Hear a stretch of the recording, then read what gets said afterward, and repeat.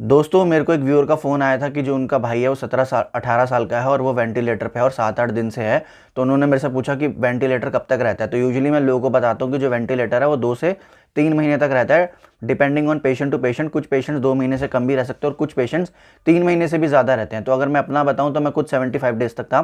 तो जो एवरेज है वो 2 से 3 महीने तक जो है वेंटिलेटर लगा रहता है किसी पेशेंट को। तो आपको पेशेंस रखना बहुत इंपॉर्टेंट है। दूसरी चीज़ उन्होंने कहा कि भाई खर्चा बहुत आ रहा है तो क्या करें। मैंने कहा गवर्नमेंट हॉस्पिटल में शिफ्ट कर दो। तो उन्होंने कहा वहाँ पे तो सीट अवेलेबल नहीं है। तो मैंने कहा हेल्थ इंश्योरेंस नहीं कराया। तो उन्होंने कहा नहीं, हेल्थ इंश्योरेंस इसलिए नहीं कराया क्योंकि वो हमेशा से बिल्कुल ठीक था, तो हमारे को कभी नीड ही महसूस नहीं।